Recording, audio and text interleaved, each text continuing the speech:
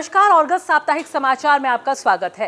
इस हफ्ते राज्य की बड़ी खबरें हैं, इसके साथ ही देश और दुनिया की बड़ी खबरों पर भी नजर डालेंगे, जिसमें अर्थनैतिक सर्वे रिपोर्ट भी शामिल है और भारत को वैश्विक शक्ति बनते हुए देखा गया है, जहां ईयू के साथ समझौता हस्ताक्षर हुआ है। इसके साथ ही नजर डालेंगे गणतंत्र दिवस की झांकियों पर, जिसमें उड़ीसा की झांकी सबसे ज्यादा पसंद की गई है। ऐसी बड़ी खबरों पर नजर डालेंगे। सबसे पहले देखते हैं बड़ी खबर। बीजेडी में एक बार फिर उत्तराधिकार को लेकर सियासी घमासान तेज हो गया है। पार्टी के भविष्य और नवीन पटनायक के बाद नेतृत्व को लेकर उड़ीसा की राजनीति में नई बहस छिड़ गई है। जूनागढ़ विधायक कैप्टन दिव्यशंकर मिश्रा ने खुलकर बलांगीर विधायक कलिकेश नारायण सिंहदेव को पार्टी का भावी नेता बनाने की बात कही। इसके बाद बीजेडी के भीतर विरोध के स्वर तेज हो गए। वरिष्ठ विधायक अरुण साहू ने इस बयान का कड़ा विरोध करते हुए कहा कि उत्तराधिकार की राजनीति सामंती सोच है और नेतृत्व का फैसला जन समर्थन और योग्यता से होना चाहिए। इसी बीच कलिकेश के पिता और वरिष्ठ नेता अनंग उदय सिंहदेव की नवीन निवास में मुलाकात ने अटकलों को और हवा दे दी। हालांकि नवीन पटनायक पहले ही साफ कर चुके हैं कि उनका उत्तराधिकारी उड़ीसा की जनता तय करेगी। 24 वर्षों की सत्ता के बाद बीजेडी में नेतृत्व परिवर्तन की बहस एक बार फिर तेज हो गई है। उड़ीसा के संगीत और सिनेमा दुनिया को बड़ा झटका लगा है। लोकप्रिय संगीत निर्देशक अभिजीत मजूमदार अब हमारे बीच नहीं रहे। लंबे समय से भुवनेश्वर एम्स में इलाजरत अभिजीत मजूमदार का रविवार को 54 वर्ष की उम्र में निधन हो गया। वे लीवर से जुड़ी गंभीर बीमारी से जूझ रहे थे और बीते कई महीनों से कोमा में थे। 31 अगस्त को अचानक तबीयत बिगड़ने के बाद उन्हें कटक के एक निजी अस्पताल में भर्ती कराया गया था। इसके बाद 4 सितंबर को उन्हें एम्स भुवनेश्वर रेफर किया गया, जहां लगातार इलाज के बावजूद उनकी हालत में कोई सुधार नहीं हो सका। एम्स से पार्थिव शरीर को अंतिम दर्शन के लिए कटक स्थित आवास ले जाया गया। बाद में पूरी स्वर्गद्वार में अंतिम संस्कार किया गया। अभिजीत मजूमदार के निधन से उड़िया फिल्म और एल्बम इंडस्ट्री में शोक की लहर दौड़ गई है। पीयूसीसी को लेकर आम वाहन चालकों को बड़ी राहत मिली है। ओडिशा हाईकोर्ट ने पीयूसीसी नहीं तो पेट्रोल नहीं वाले आदेश पर रोक लगा दी है। हाईकोर्ट ने राज्य सरकार की उस अपील को खारिज कर दिया, जिसमें पीयूसीसी नहीं होने पर पेट्रोल डीजल न देने की व्यवस्था लागू करने की बात कही गई थी। कोर्ट ने साफ किया कि चालान लंबित होने के बावजूद भी अब पीयूसीसी सर्टिफिकेट मिल सकेगा और वाहन मालिकों को वाहन पोर्टल पर किसी तरह की परेशानी नहीं होनी चाहिए। हाईकोर्ट ने राज्य सरकार को निर्देश दिया है कि इस संबंध में स्पष्ट और अलग अधिसूचना जारी की जाए, ताकि किसी भी चालक को भ्रम या असुविधा का सामना न करना पड़े। 20 सितंबर 2025 को परिवहन विभाग ने आदेश जारी किया था कि पीयूसीसी नहीं होने पर पेट्रोल या डीजल नहीं दिया जाएगा। इसी आदेश को जनहित याचिका के जरिए चुनौती दी गई थी। याचिका में कहा गया है कि यह आदेश मोटर व्हीकल एक्ट 1988 और केंद्रीय नियमों का उल्लंघन है और वाहन मालिकों के मौलिक अधिकारों के खिलाफ है। अब इस मामले की अगली सुनवाई 1 सप्ताह बाद होगी। 77वें गणतंत्र दिवस के अवसर पर नई दिल्ली के कर्तव्य पथ पर उड़ीसा की झांकी ने देश का ध्यान खींचा। इस वर्ष झांकी की थीम रही समृद्धि का मंत्र आत्मनिर्भर भारत, जिसके माध्यम से आत्मनिर्भर भारत के निर्माण में उड़ीसा के योगदान को प्रभावशाली ढंग से प्रस्तुत किया गया। झांकी में कृषि से लेकर सेमीकंडक्टर तक उड़ीसा की प्रगति, नवाचार, कौशल विकास और आधुनिक उद्योगों की झलक देखने को मिली। उड़ीसा की इस प्रज्ञापन झांकी को रक्षा मंत्रालय की स्वीकृति मिली थी और उड़ीसा उन 17 राज्यों और केंद्र शासित प्रदेशों में शामिल रहा जिन्होंने इस साल परेड में भाग लिया। झांकी के माध्यम से दर्शाया गया कि कैसे उड़ीसा अपने प्राकृतिक संसाधनों, सांस्कृतिक विरासत, मानव संसाधन और तकनीक के बल पर आत्मनिर्भर भारत को गति दे रहा है। कोरापुट की कॉफी से लेकर सिलिकॉन आधारित सेमीकंडक्टर तक की यात्रा उड़ीसा के समग्र विकास मॉडल को दर्शाती है। कोरापुट जिले में गणतंत्र दिवस पर लगाए गए नॉनवेज प्रतिबंध को जिला प्रशासन ने वापस ले लिया है।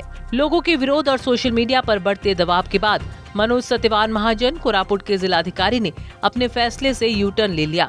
दरअसल 77वें गणतंत्र दिवस 2026 के मौके पर कोरापुट जिले में नॉनवेज खाद्य पदार्थों की बिक्री पर पूर्ण प्रतिबंध लगाया गया था।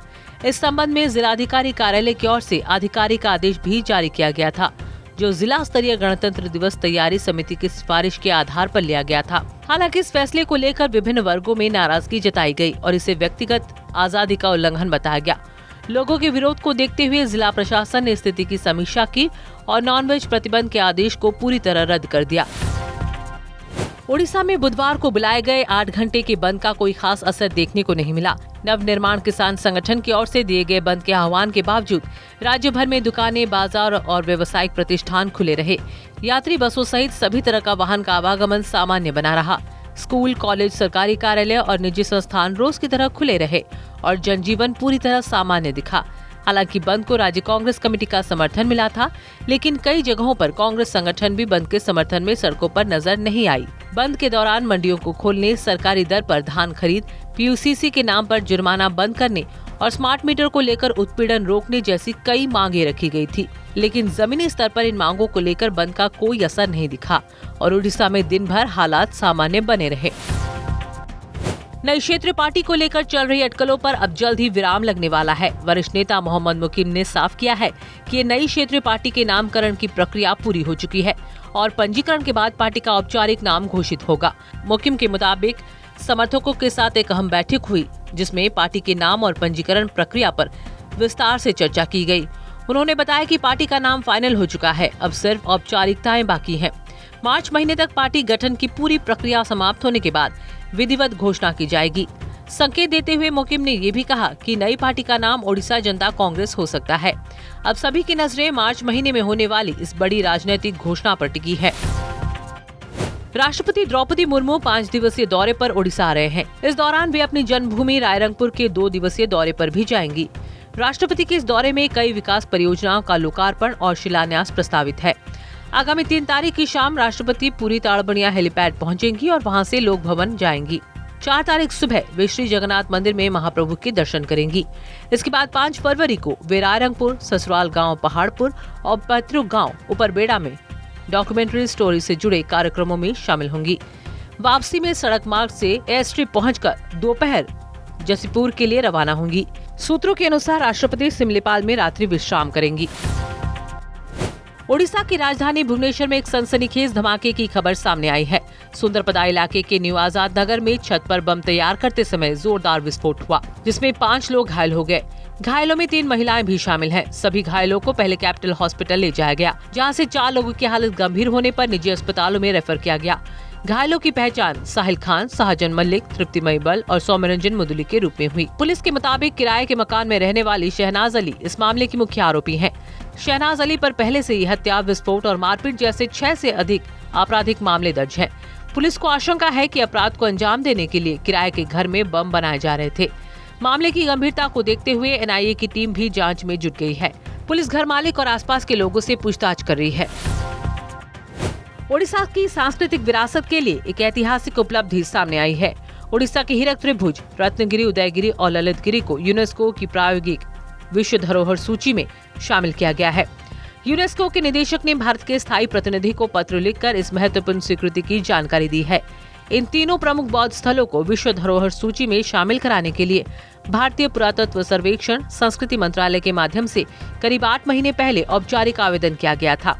गहन अध्ययन और मूल्यांकन के बाद यूनेस्को ने इन्हें भारत की प्रायोगिक सूची में शामिल किया है। राज्य सरकार और पर्यटन विभाग ने इसे ओडिशा के लिए गर्व का क्षण बताया है। यह उपलब्धि न केवल ओडिशा की बौद्ध विरासत को वैश्विक पहचान देती है, बल्कि शोध, संरक्षण और दीर्घकालिक पर्यटन को भी नई दिशा देगी। महाराष्ट्र के उप मुख्यमंत्री अजित पवार को राजकीय सम्मान के साथ अंतिम विदाई दी गई। गुरुवार सुबह उनके राजनीतिक गढ़ बारामती के विद्या प्रतिष्ठान मैदान में अंतिम संस्कार संपन्न हुआ, जहां जन सैलाब उमड़ पड़ा। अंतिम संस्कार में केंद्रीय गृह मंत्री अमित शाह, महाराष्ट्र के मुख्यमंत्री देवेंद्र फडणवीस, उप मुख्यमंत्री एकनाथ शिंदे और कई वरिष्ठ नेता मौजूद रहे। बुधवार शाम को अजित पवार का पार्थिव शरीर पुणे जिले के बारामती लाया गया, जहां एनसीपी कार्यकर्ताओं और स्थानीय लोगों ने नारे लगाकर उन्हें श्रद्धांजलि दी। 28 जनवरी को बारामती में हुए विमान हादसे में अजित पवार समेत पायलट, सह पायलट, क्रू मेंबर और निजी सुरक्षा अधिकारी की मौके पर ही मौत हो गई थी। इस हादसे से देश भर में शोक की लहर दौड़ गई। महाराष्ट्र सरकार ने 3 दिन का राजकीय शोक घोषित किया। विमान दुर्घटना की जांच नागर विमानन मंत्रालय के अधीन AAIB कर रहा है। दुर्घटना के कारणों का पता लगाने के लिए ब्लैक बॉक्स का विश्लेषण जारी है। आर्थिक सर्वेक्षण से पहले प्रधानमंत्री नरेंद्र मोदी ने देशवासियों को संबोधित किया। प्रधानमंत्री ने कहा कि बजट पर देश का ध्यान केंद्रित होना स्वाभाविक है, क्योंकि बजट देश की आर्थिक दिशा और विकास की प्राथमिकताएं तय करता है। लेकिन उन्होंने साफ किया कि सरकार की पहचान सिर्फ बजट तक सीमित नहीं है। पिछले सालों में सरकार ने रिफॉर्म, परफॉर्म और ट्रांसफॉर्म की नीति के जरिए देश को नई गति दी है।